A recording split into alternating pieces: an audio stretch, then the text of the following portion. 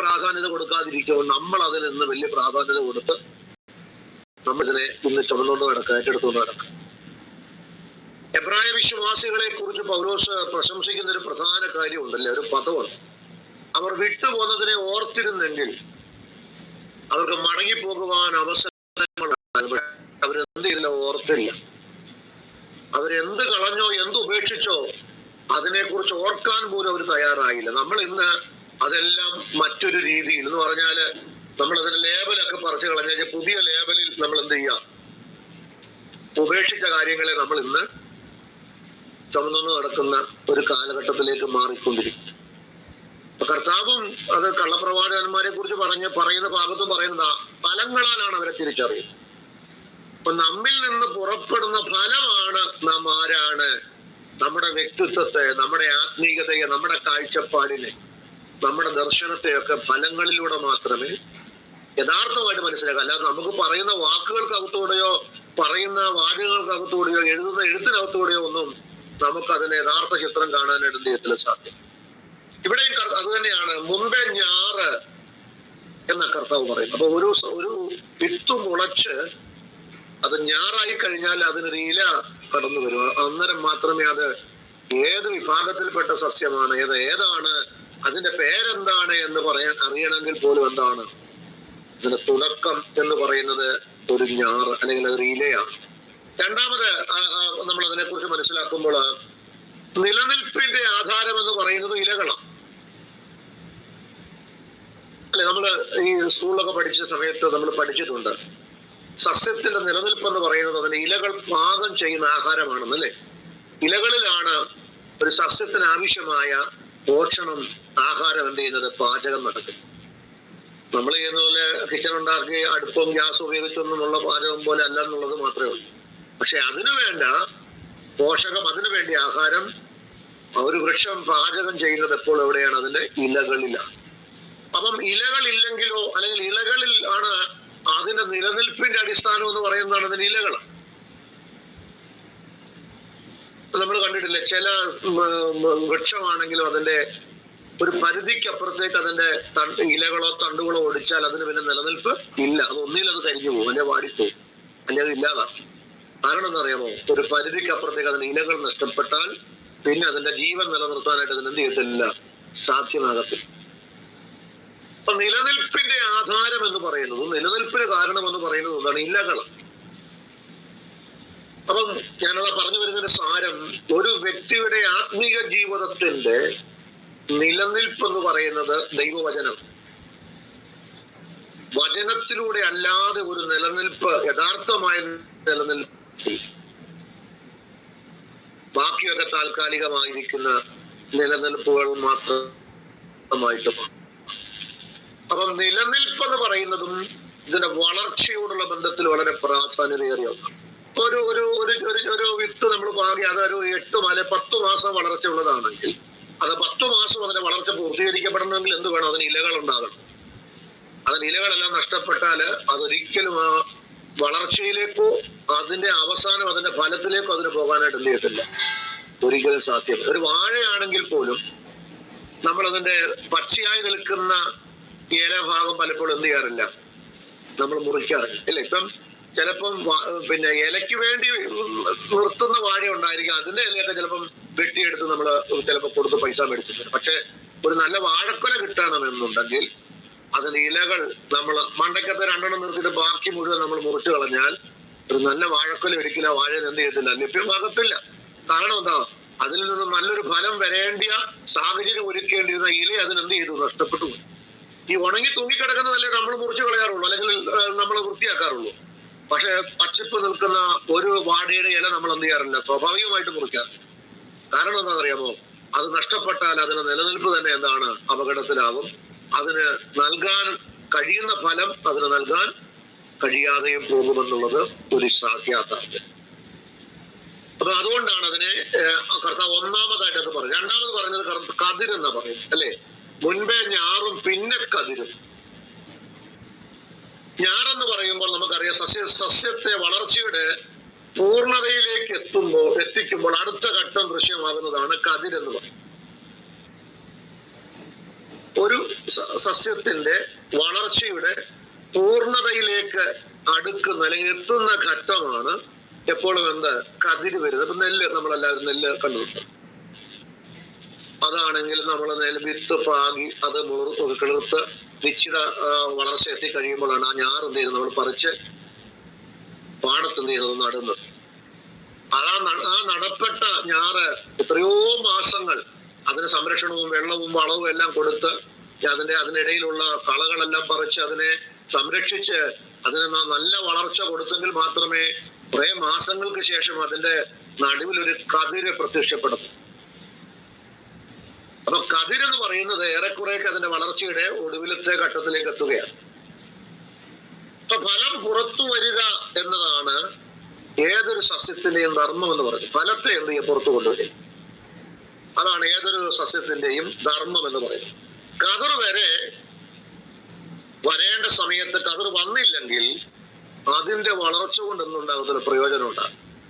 കതിര് വരേണ്ട സമയത്ത് കതിര് വന്നില്ലെങ്കിൽ ആ അധ്വാന ഫലം വെറുതെ, ആ കൃഷി വെറുതെയായി. അതുകൊണ്ട് ഒരു പ്രയോജനവും ഇല്ലാതെ ആകുകയാണ്. അപ്പൊ ഇങ്ങനെയുള്ളതിനെ കളകളുടെ കൂട്ടത്തിലാണ് എന്ത് ചെയ്യുന്നത്, കർത്താവും സൂചിപ്പിക്കുന്നത്.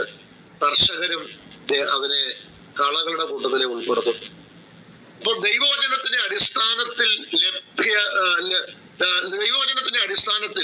അല്ലാതെ വളരുന്നതെല്ലാം എന്താണ്, കളകളാണ്. ദൈവവചനത്തിന്റെ അടിസ്ഥാനത്തിൽ വളരുന്നതല്ലാത്തതെല്ലാം എന്താണ്, കളകളുടെ ഗണത്തിൽപ്പെടുന്നത്. അപ്പൊ ദൈവവചനത്തിന്റെ അടിസ്ഥാനത്തിലെ വളർച്ച എന്ന് പറയുന്നത്, ഞാൻ ഈ പറഞ്ഞതുപോലെ അത് ക്രമാനുഗതമായി വളരുകയുള്ളൂ എന്ന് അത് മനസ്സിലാക്കണം. ഏതൊരു മനുഷ്യന്റെ ആത്മീയ ജീവിതം നമ്മൾ പഠിച്ചു നോക്കുകയും, എനിക്കും നിങ്ങൾക്കും ഇന്ന് ഏതൊരു തലത്തിൽ ഒരു ആത്മീയതയുണ്ടോ അതിന്റെ പുറകിൽ 10, 30, 20, 40, 50 കൊല്ലത്തെ എന്തുണ്ട്, ബാക്ക്ഗ്രൗണ്ട് ഉണ്ട്. നാം ഇന്നായിരിക്കുന്ന ഒരു വളർച്ചയിലേക്ക് വളരാൻ സാധിച്ചത് ഒറ്റ ദിവസം കൊണ്ടൊന്നും നമ്മളാരും വളരുന്നതല്ല. നമ്മുടെ വിശ്വാസമാണെങ്കിലും നമ്മുടെ ആത്മീയതയാണെങ്കിലും ശുശ്രൂഷയാണെങ്കിലും അല്ലെങ്കിൽ ശുശ്രൂഷയ്ക്കകത്ത് ഇന്ന് നമുക്കുള്ള പ്രാഗൽഭ്യം എന്നൊക്കെ പറയുന്നത് 2 ആഴ്ച കൊണ്ട്, ഒരു ഞായറാഴ്ച കൊണ്ട് ഒന്നും ഉണ്ടായതല്ല, വളർന്നതല്ല. അതിന്റെ പിൻപിൽ ദീർഘവർഷത്തെ നമ്മുടെ പരിശ്രമങ്ങളും സൂക്ഷ്മതയും എല്ലാം കിടക്കുന്നു.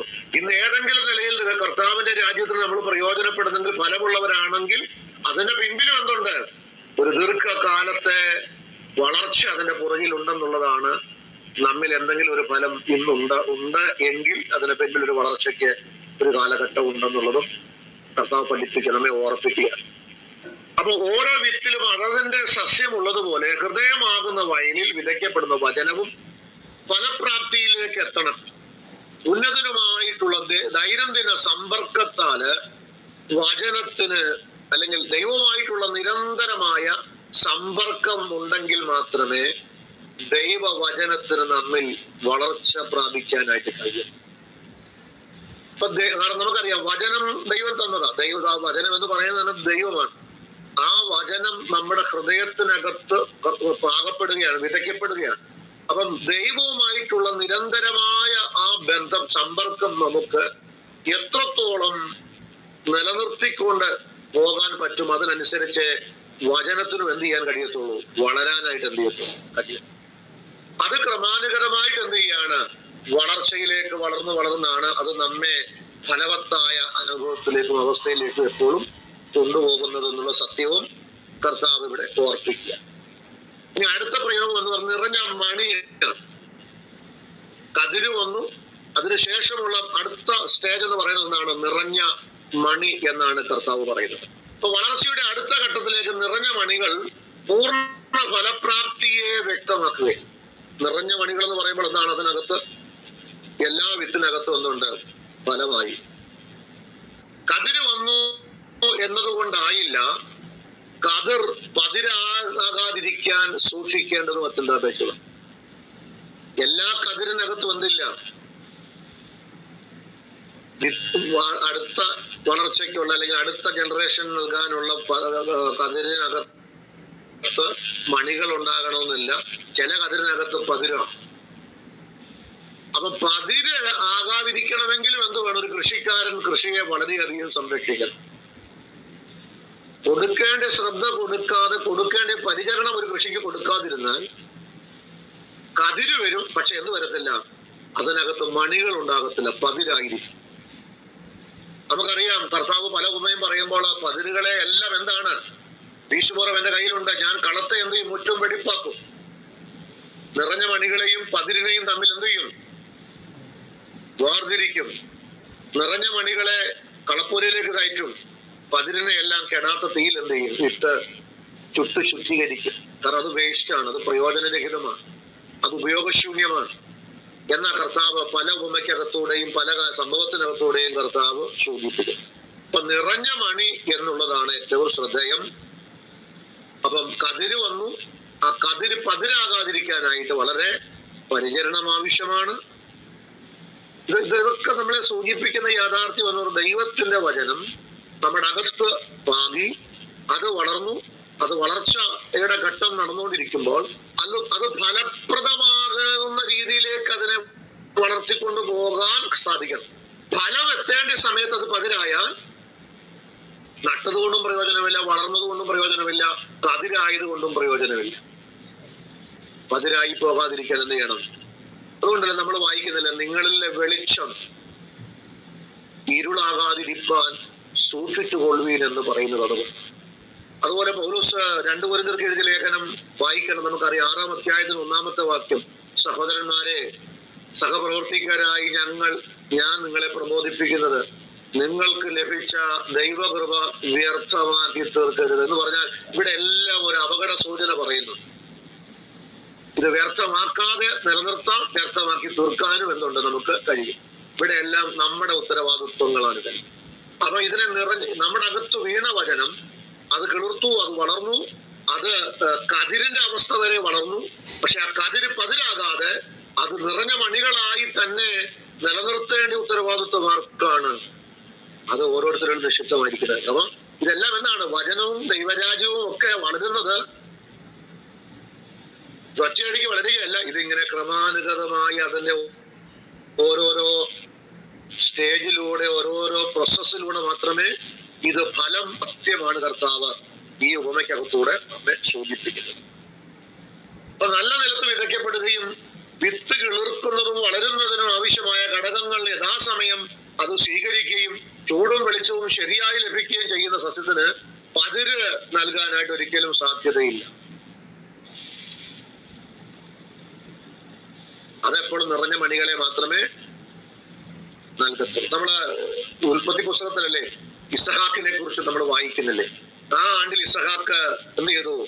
കൃഷി ചെയ്തു, അല്ലെങ്കിൽ വിതച്ചു. 100 മേനി വിളവ് കിട്ടിയെന്ന് പറയും. എന്ന് പറയാം അതിനകത്ത് ഒന്നും എന്തില്ല, പതിരില്ല, മുഴുവൻ നിറഞ്ഞ മണികളായിരുന്നു. അതുകൊണ്ട് അതിന് 100% എന്താണ്, ഫലപ്രദമായി എന്നാണ് നമ്മൾ വായിക്കുന്നത്.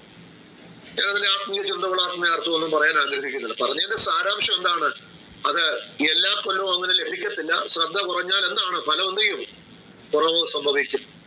വളരെ കരുതലോടും വളരെ ശ്രദ്ധയോടും അതിന് കൊടുക്കേണ്ട സംരക്ഷണം നന്നായിട്ട് കൊടുത്തു പരിചരിച്ചാൽ അതെന്താണ്, 100% വിളവിലേക്ക് എത്തും. അതുകൊണ്ടല്ലേ കർത്താവും പറഞ്ഞൊരു പദമില്ലേ, 30, 60, 100 മേനി എന്നോ. ചില ആളുകൾക്ക് പലതും 30 മേനിയേ ഉള്ളൂ, ചിലർക്ക് 60 ഉള്ളൂ, ചിലർക്ക് മാത്രമേ 100 മേനി ഫലത്തിലേക്ക് എത്താനായിട്ട് കഴിയത്തുള്ളൂ. അത് യേശു അവിടെയും റേഷ്യോ പറയുക, 30, 60, 100 എന്നത്. എല്ലാവരും 100 മേനി വിളവെടുക്കുമെന്നോ വിളയ്ക്കുമെന്നോ ഒന്നും കർത്താവ് പറഞ്ഞില്ല. അതിന് ആര് പരിശ്രമിക്കുന്നുവോ, അതിനുവേണ്ടി ആര് എന്തൊക്കെ ചെയ്യണമോ അതൊക്കെ വളരെ കൃത്യതയോടും സൂക്ഷ്മതയോടും ചെയ്യുന്നവർക്ക് മാത്രമേ 100 മേനി ഫലം കൊടുക്കാനായിട്ട് എന്ത് ചെയ്യത്തുള്ളൂ, സാധ്യമാകും. ഓക്കെ, ഞാൻ അടുത്ത കാര്യത്തിലേക്ക് വരാം. അടുത്തത് കൊയ്ത്താണ്. ആ ഭാഗം കൂടെ പറഞ്ഞ് ഞാൻ ആ ഭാഗം അവസാനിപ്പിക്കാം. കൊയ്ത്ത് അവസാനത്തെ വാക്യം അങ്ങനെയല്ല നമ്മൾ വായിക്കുന്നത്. നിറഞ്ഞ മണിയും അങ്ങനെ വിളയുന്നു, ധാന്യം വിളയുമ്പോൾ കൊയ്ത്തായതുകൊണ്ട് അവനുടനെ അരിവാൾ വെക്കും.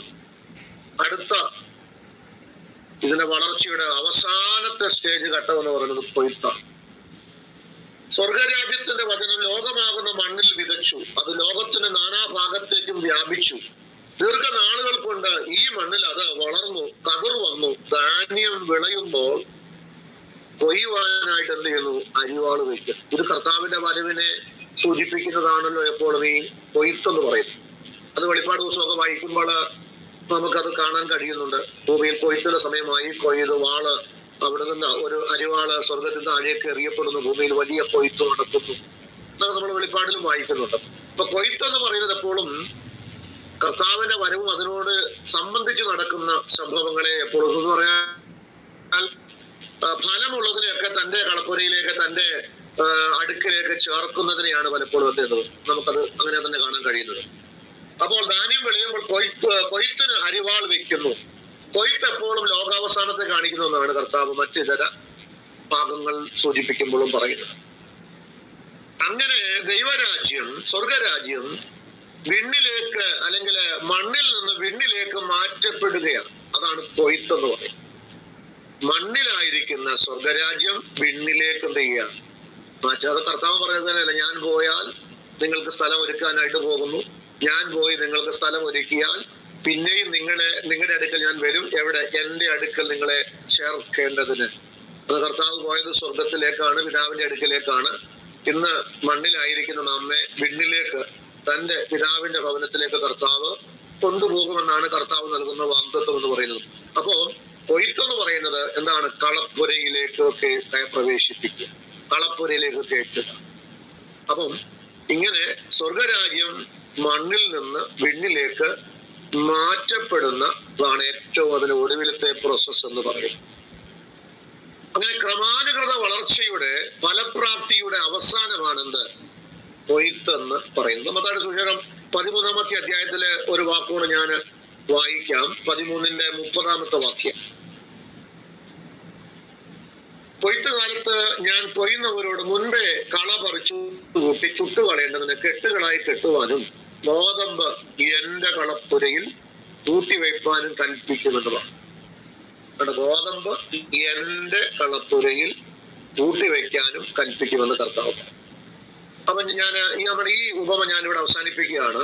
നമുക്ക് മനസ്സിലാക്കാൻ കഴിയുന്ന അതിപ്രധാനമായൊരു കാര്യം എന്ന് പറയുന്നത്, ആത്മീയതയുടെ വളർച്ച എന്ന് പറയുന്നതും സ്വർഗരാജ്യത്തിന്റെ വളർച്ച എന്ന് പറയുന്നത്, സഭയുടെ വളർച്ച എന്ന് പറയുന്നതും ദൈവരാജ്യത്തിന്റെ വളർച്ച എന്ന് പറയുന്നത് എന്താണ്? ഇത് ക്രമാനുഗതമാണ്. പക്ഷെ ഇവിടെ മനസ്സിലാക്കേണ്ടത്, നമ്മൾ എപ്പോഴും ഓർക്കേണ്ട ഒരു കാര്യം, ഈ ക്രമാനുഗതമായ വളർച്ചയാകുമ്പോൾ ഒരുപാട് ഇല്ലേ, ഒറ്റയടിക്ക് നമ്മൾ കുഴിച്ചു വെച്ച ഉടനെ ഫലം കിട്ടുകയാണെങ്കിൽ അധികം ശ്രദ്ധിക്കേണ്ട കാര്യമുണ്ട്. ഞാൻ ഇടയ്ക്ക് നിങ്ങളോട് തന്നെ പറഞ്ഞിട്ട്, നമ്മള് സ്നാനം എന്ന് പറയുന്നത് പഴയ മനുഷ്യനെ കുഴിച്ച് അടക്കിയിട്ടിട്ട് പുതിയ മനുഷ്യനെ ഉയർത്തെഴുന്നേറ്റ് വരുന്നത് അല്ലെ, ക്രിസ്തുവിനോട് ചേരുക. അപ്പൊ ഈ സ്നാനപ്പെട്ട് കർത്താവിനോട് ചേരുമ്പോൾ തന്നെ നമ്മളെ കടവിൽ വെച്ച് തന്നെ കർത്താവ് തന്റെ അടുക്കലേക്ക് കൊണ്ടുപോവുകയായിരുന്നെങ്കിൽ സംഭവം എളുപ്പമായി പോയി, എല്ലാവരും രക്ഷപ്പെട്ടേനെ. പക്ഷെ അതിനുശേഷം ഈ ഭൂമിയിൽ 60, 70, 80 കൊല്ലം ജീവിക്കാനായിട്ട് അവസരം ലഭ്യമാകുന്നത് കൊണ്ടാണ് പലരും അവിടെ എത്താത്തത് അല്ലെ. ചിന്തിച്ചു പോയി, നമുക്ക് ഈ ഭൂമിയിൽ രക്ഷിക്കപ്പെട്ട് സ്നാനപ്പെട്ട് കർത്താവിനോട് ചേർന്ന് ഇനി ഒന്നുകൂടെ ചേർത്ത് ചിന്തിക്കുക, പരിശുദ്ധാത്മാവിനെയും പ്രാപിച്ചു കഴിഞ്ഞ് നമ്മളങ്ങ് പോവുകയായിരുന്നെങ്കിൽ നമ്മളെല്ലാം അധികം വൈകാതെ സ്വർഗത്തിലെത്തി. പക്ഷെ ഈ ഭൂമിയിൽ കുറെ നാൾ ജീവിക്കാനായിട്ട്, കർത്താവിന് വേണ്ടി പ്രവർത്തിക്കാനായിട്ട് സമയം കർത്താവ് അനുവദിക്കപ്പെട്ടിട്ടുള്ളത് കൊണ്ട് നല്ലൊരു ശതമാനവും മേപ്പോട്ട് പോവുകയില്ല. അതാണ് സ്വർഗരാജ്യത്തിന്റെ വളർച്ച എന്ന് പറയുന്നത്. ഇത് ഒരുപാട് കാലം കൊണ്ട് വളർന്ന് ഇത് എവിടെ എത്തത്തുള്ളൂ? കൊയ്ത്തിലേക്ക് എത്തത്തുള്ളൂ. അതുവരെ വളരെ ശ്രദ്ധാപൂർവം ഇതിന്റെ വളർച്ചയെ ശ്രദ്ധിക്കേണ്ടതും സൂക്ഷിക്കേണ്ടതും പരിപാലിക്കേണ്ടതും ഓരോരുത്തരുടെയും ഉത്തരവാദിത്വമാണ്. അതിന് സഭയാണെങ്കിൽ നമ്മൾ ആലോചിച്ച് നോക്കിയേ, പൗലോസ് പറയുന്ന ഒരു വാക്കില്ലേ, പൊളിക്കാനല്ല പണിയുവാനാണ് ദൈവം അധികാരം തന്നിരിക്കുന്നത്. ഒത്തിരി പേര് പൊളിക്കുന്നുണ്ട് അല്ലെ, ഒരുപാട് പേര് പൊളിച്ചതിന്റെ തിക്തഫലങ്ങളൊക്കെ നമ്മൾ നമ്മുടെ ശുശ്രൂഷയിൽ അനുഭവിച്ചിട്ടുമുണ്ട്. അപ്പം ഇത് അത്രത്തോളം പരിപാലിച്ചെങ്കിൽ, ഇതിനെ എത്രത്തോളം കാത്തു സൂക്ഷിച്ചെങ്കിൽ, ഇതിനെ അത്രത്തോളം സംരക്ഷിച്ചെങ്കിൽ മാത്രമേ കൊയ്ത്ത് വരെ ഇതിനെ കൊണ്ടുപോകാനായിട്ട് എന്ത് ചെയ്യത്തുള്ളൂ, സാധ്യമാകും. അത് പൗലോസിന്റെ ഒരു ആത്മഭാരം ഞാൻ പറയാം. എഫെസോസിൽ വെച്ച് തനിക്ക് യാത്രയപ്പ് യോഗം നടക്കുമ്പോൾ, അവിടുത്തെ കുറെ നാളത്തെ ശുശ്രൂഷ അവസാനിപ്പിച്ച് അവിടുന്ന് വിട പറയുമ്പോൾ വളരെ വേദനയോടെ പറഞ്ഞൊരു പദം പൗലോസുണ്ട് ആ സഭയെക്കുറിച്ച്. ഞാൻ പോയ ശേഷം ആട്ടിൻകൂട്ടത്തെ ആദരിക്കാത്ത കൊടിയ ചെന്നായ്ക്കൾ നിങ്ങളുടെ ഇടയിൽ നിന്ന് എന്ത് ചെയ്യും? താൻ ഉള്ള കാലത്ത് നടക്കുകയില്ല, താൻ അതിനെ ശക്തമായിട്ട് എതിർക്കും. താൻ അവിടുന്ന് മാറിയ, താൻ അവിടുന്ന് വിട വാങ്ങിക്കഴിയുമ്പോൾ ആട്ടിൻകൂട്ടത്തെ ആദരിക്കാത്ത കൊടിയ ചെന്നായ്ക്കൾ നിങ്ങളുടെ ഇടയിൽ നിന്ന് ഉണ്ടാകുമെന്ന് ഞാൻ എന്ത് ചെയ്യുന്ന പറഞ്ഞു? ഭയപ്പെടുന്നെന്നാ പറഞ്ഞല്ലേ? ആ ഭയം അക്ഷരാർത്ഥത്തിൽ നിറവേറിയില്ലേ? വെളിപ്പാട് പുസ്തകം വായിക്കുമ്പോൾ, എഫെസോസ് സഭയ്ക്ക് സന്ദേശം എഴുതുമ്പോൾ അത് വ്യക്തമായിട്ട് സൂചിപ്പിക്കുന്നു. അപ്പോസ്തലന്മാർ അല്ലാതിരിക്കെ അപ്പോസ്തലന്മാരെന്ന് പറഞ്ഞുകൊണ്ട് അനേകർ അവരുടെ ഇടയിലേക്ക് വന്ന് അവരെ തകർക്കാനായി. അപ്പൊ ഞാൻ പറഞ്ഞതിന് സാരം എന്ന് പറഞ്ഞത്, അത്രയ്ക്ക് ആത്മഭാരം പൗലോസിന് ഉണ്ടായിരുന്നത് കൊണ്ടാണ് അവിടുന്ന് പോകുമ്പോൾ അവര് നിത്യതയിൽ ഉണ്ടാകണം, അവര് നല്ല കതിരായിട്ട് കളപ്പുരയിലേക്ക് ശേഖരിക്കപ്പെടണമെന്നുള്ളതിന്റെ ആ ആഗ്രഹവും വാഞ്ചയും ഉള്ളത് കൊണ്ട് ഇതിൽ ഒന്നുപോലും നഷ്ടപ്പെടരുതെന്ന് താൻ എന്ത് ചെയ്തു? ആഗ്രഹിച്ചു. അതുകൊണ്ടാണ് പൗലോസ് അവിടെ തന്നെ പറയുന്നൊരു പദം കൂടെ ഉണ്ട്, അതുകൂടെ എനിക്ക് പറയാതിരിക്കാൻ കഴിയില്ല. പ്രയോജനമുള്ളതൊന്നും മറച്ചു വയ്ക്കാതെ ഞാൻ വീടാന്തരം നിങ്ങളോട് അറിയിച്ചു. എന്നിട്ട് പറഞ്ഞൊരു വാക്കുണ്ട്, ഇനി ആരെങ്കിലും നശിച്ചു പോകുന്നെങ്കിൽ ഞാൻ ഉത്തരവാദിയല്ല. കേട്ടോ, എന്ന് ചോദിക്കാം, ആ പറയുന്ന വാക്കിന്റെയും ആ പറയുന്ന പദത്തിന്റെയും ഒക്കെ ആഴം എത്ര വലുതാണ്. നമ്മളൊക്കെ ശുശ്രൂഷകന്മാരല്ലേ? നമ്മളൊക്കെ വളരെ ഗൗരവപരമായിട്ട് ഏറ്റെടുക്കേണ്ടിയ പൗലോസിന്റെ തോട്ട്സ്, ചിന്തകളാണത്. പ്രയോജനമുള്ളതൊന്നും മറച്ചു വയ്ക്കാതെ വീടാന്തരം അറിയിച്ചെന്നുള്ളത്. ഇനി ആരെങ്കിലും ഇതിനപ്പുറത്ത് നശിച്ചു പോയിട്ടുണ്ടെങ്കിൽ ഞാൻ ഉത്തരവാദി അല്ല. അപ്പൊ ഞാൻ പറഞ്ഞത്, അത്രത്തോളം സൂക്ഷ്മതയും കരുതലും വേണം. എന്തിന്? നമ്മുടെ നിത്യതയോടുള്ള ബന്ധവും ദൈവരാജ്യത്തിന്റെ വളർച്ച എന്നുള്ളതിനെ സംബന്ധിച്ചു. സഭാ ശുശ്രൂഷയൊക്കെ വളരെ ലാഘവത്തോടെ കാണുന്ന ഒത്തിരി ആളുകളും ആത്മാക്കളെ കുറിച്ചൊന്നും ഒരു ഭാരവുമില്ലാത്ത നിരവധി ദൈവദാസന്മാരും ഇതൊരു ഉപജീവന മാർഗം മാത്രമായി കണ്ടുകൊണ്ട് ശുശ്രൂഷിക്കുന്ന ഒരുപാട് പേര് നമ്മുടെ ഇടയിലുണ്ട്. പക്ഷെ ഓർക്കണം, അത് എബ്രായ ലേഖനം 13-ാം അധ്യായം എഴുതുമ്പോൾ, ആ അധ്യായം അവസാനിപ്പിക്കുമ്പോൾ പൗലോസ് പറഞ്ഞൊരു പദമുണ്ട് എബ്രായരോട്, അല്ലേ? നിങ്ങളെ നടത്തുന്നവരെ അനുസരിച്ച് അവർക്ക് കീഴടങ്ങിയിരിപ്പീൻ. അവർ ഞരങ്ങിക്കൊണ്ട് ശുശ്രൂഷ ചെയ്യാനായിട്ട് വിശ്വാസികളെ നിങ്ങൾ ഒരിക്കലും ഇടയാക്കരുത്. കാരണം അവർ കണക്ക് കൊടുക്കേണ്ടവരാകയാൽ നിങ്ങളുടെ ആത്മാക്കൾക്ക് വേണ്ടി ജാഗരിച്ചിരിക്കുന്നു. ഒരു ദിവസം കണക്ക് ശ്രേഷ്ഠ ഇടയൻ ചോദിക്കും. നമ്മുടെ കരങ്ങളിൽ ഏൽപ്പിച്ച ആടുകളുടെ കണക്ക് കൃത്യമായിട്ട്, ആ കണക്ക് എണ്ണി പറയേണ്ടവരാണ് കർത്തൃദാസന്മാരെന്ന് പറയുന്നത്. അപ്പൊ എത്രത്തോളം ജാഗരൂകരായിട്ട്, എത്രത്തോളം ഗൗരവത്തോടെ നമ്മെ ഏൽപ്പിച്ച ദൗത്യവും ശുശ്രൂഷയും സഭാ ശുശ്രൂഷകളും അല്ലെങ്കിൽ ദൈവരാജ്യത്തിന്റെ ആ കാര്യങ്ങൾ നമ്മെ ഏൽപ്പിച്ചിരിക്കുന്ന കാര്യങ്ങളൊക്കെ എത്ര ഗൗരവമായിട്ട് നാം ഇത് ചെയ്യണമെന്നുള്ളത് കർത്താവ് പല ഭാഗങ്ങളിൽ ഓർപ്പിക്കുന്നത് നമുക്ക് മനസ്സിലാക്കാൻ കഴിയുന്ന വസ്തുതകൾ. അതുകൊണ്ട് ഞാൻ ചില മിനിറ്റുകൾ കൊണ്ട് അവസാനിപ്പിക്കാം.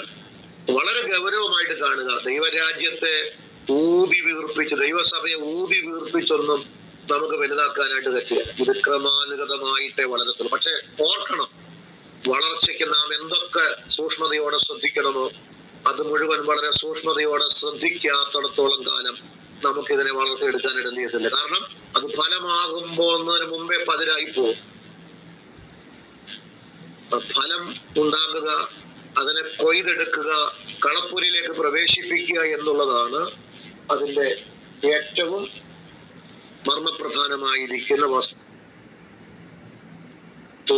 എന്നുള്ളത് നമ്മൾ തിരിച്ചറിയുക. ഓക്കെ, അടുത്ത ഉപമ എന്ന് പറയുന്നത് മത്തായിയുടെ സുവിശേഷം 13-ാം അധ്യായത്തിന്റെ 31, 32 വാക്യങ്ങളും മർക്കോസ് 4-ന്റെ 30, 32 വാക്യങ്ങളും ലൂക്കോസ് 13-ന്റെ 18, 19 വാക്യങ്ങളിൽ പറയുന്ന കടുകുമണിയും സ്വർഗരാജ്യവും എന്നുള്ളതാണ് അടുത്ത 4-ാമത്തെ ഉപമ നമുക്ക് ചിന്തിക്കാനും പഠിക്കാനുള്ളത്. മത്തായിയുടെ സുവിശേഷം 13-ാം അധ്യായത്തിന്റെ 31, 32 വാക്യങ്ങളിലും മർക്കോസിന്റെ സുവിശേഷം 4-ാം അധ്യായത്തിന്റെ 30, 31, 32 വാക്യങ്ങളിലും ലൂക്കോസ് 13-ന്റെ 18, 19 വാക്യങ്ങളിലും വായിക്കുന്ന വാക്യം, ഞാൻ ഒരു വാക്യം മാത്രം ഇങ്ങനെ വായിക്കാം. മത്തായി 13-ന്റെ 31, 32. സ്വർഗരാജ്യം കടുകുമണിയോട് സദൃശ്യം. അതൊരു മനുഷ്യൻ എടുത്ത് തന്റെ വയലിൽ ഇട്ടു. അതെല്ലാ വിത്തിലും ചെറിയതെങ്കിലും വളർന്നു, സസ്യങ്ങളിൽ ഏറ്റവും വലുതായി. ആകാശത്തിലെ പറവകൾ വന്നതിന്റെ കൊമ്പുകളിൽ വസിപ്പാൻ തക്കവണ്ണം അത് വൃക്ഷമായി തീർന്നു. ഇതാണ് മത്തായി പറയുന്നത്. മർക്കോസ് പറയുന്നത് ദൈവരാജ്യത്തെ എങ്ങനെ ഉപമിക്കേണ്ടു, ഏത് ഉപമയാൽ അതിനെ വർണ്ണിക്കേണ്ടു? അത് കടുകുമണിയോട് സദൃശ്യം. അതിനെ മണ്ണിൽ വിതയ്ക്കുമ്പോൾ ഭൂമിയിലെ എല്ലാ വിത്തിലും ചെറിയതെങ്കിലും വിതച്ച ശേഷം വളർന്ന് ആകാശത്തിലെ പക്ഷികൾ അതിന്റെ നിഴലിൽ വസിപ്പാൻ തക്കവണ്ണം വലിയ കൊമ്പുകളെ വിടുന്നു. ലൂക്കോസ് ദൈവരാജ്യം എന്തിനോട് സദൃശ്യം, ഏതിനോട് അതിനെ ഉപമിക്കേണ്ടു? ഒരു മനുഷ്യനെടുത്ത് തന്റെ തോട്ടത്തിലിട്ട കടുകുമണിയോട് അത് സദൃശ്യം. അത് വളർന്നു വൃക്ഷമായി, ആകാശത്തിലെ പക്ഷികളും വന്ന് അതിന്റെ കൊമ്പുകളിൽ വസിച്ചു. ഇതിനകത്തെ ഓരോ വാക്കുകൾക്കും വലിയ ആത്മീയ അർത്ഥങ്ങളും. ദൈവം അനുവദിച്ചാൽ അടുത്ത ആഴ്ചയിൽ നമുക്ക് അതിനെക്കുറിച്ച് ചിന്തിക്കാം. കർത്താവ് നമ്മെ ഇന്ന് രാത്രി അനുഗ്രഹിക്കട്ടെ.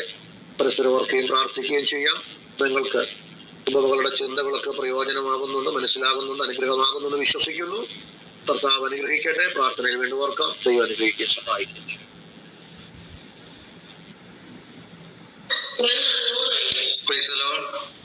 അനുഗ്രഹിക്കപ്പെട്ട ഒരു ക്ലാസ് ഇന്ന് രാത്രി പരിശുദ്ധാത്മാവ് ദേവദാസനെ കൂടെ നമ്മളെ കേൾപ്പിച്ചു. വിത്തിന്റെ ഉപമയെക്കുറിച്ച്, ദൈവരാജ്യത്തിന്റെ ക്രമാതീതമായ വളർച്ചയെക്കുറിച്ച് ഇന്ന് രാത്രി വളരെ എക്സ്പ്ലെയിൻ ചെയ്ത് നമ്മൾ ഇന്ന് രാത്രി കേൾക്കുവാൻ ദൈവം സഹായിച്ചല്ലോ.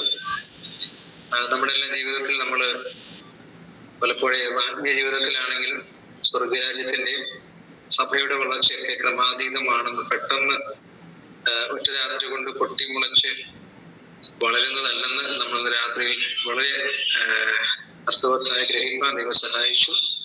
നമ്മുടെ എല്ലാ ജീവിതത്തിൽ ഇങ്ങനെ എന്റെ അവസാനം എന്നെ ചിന്തിപ്പിച്ച ഒരു വാചകം എന്ന് പറയുന്നത്, അതിൽ നിന്ന് നിറഞ്ഞ മണികൾ